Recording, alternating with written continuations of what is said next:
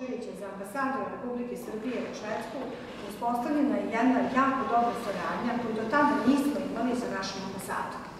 Gospodin Crnogorčević u svom ekskluzivnom intervju za naš časopis koji je dao po svom neimenovanju za ambasadora u Švedskoj istakao značaj našeg časopisa, ali isto tako i dao svoju zvaničnu podršku, odnosno podršku ambasade Republike Srbije u Švedskoj našem magazinu. I dan danas ta podrška traje i nadam se da će se nastaviti ne samo dok je gospodin Crnogorčević ovde, nego i dolasku nekog novog ambasadora. Uvek se trudimo da držimo jedan balans, da ne forsiramo samo, da kažem, naše ljude, nego da isto tako predstavimo i znamenite i značajne ljude iz švedskog okruženja.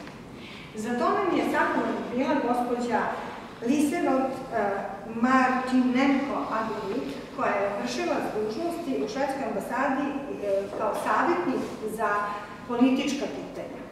Uradili smo intervju sa njom, ali ona tražila prvo da naravno prelisti i pročita naš časopis i da je dostavimo pitanje.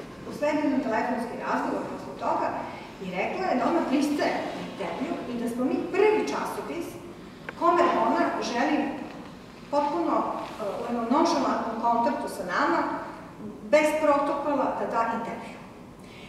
Govorila je o svom životu, o svojoj karijeri, o svom različitom poreklu i životu u jednom mešovitom braku.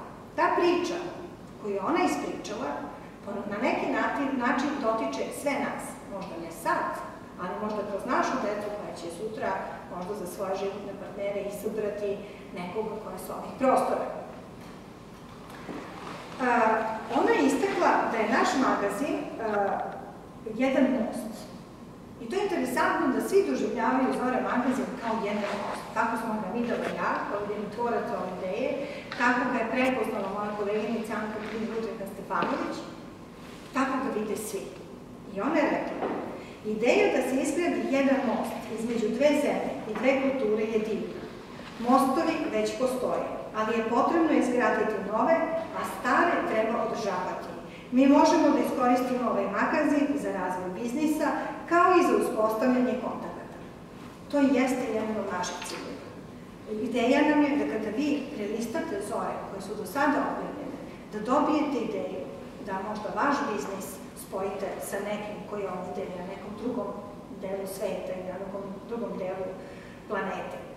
Da se vi prepoznate u ovome i da prepoznate za vaše buduće saradnike. Da Zora bude jedan biznis kalendar ili jedan biznis imenik koji će vam pomoći da se reklamirate, da se povežete sa sličnima i da na neki način poboljšate vaš biznis, jer uvek može bolje.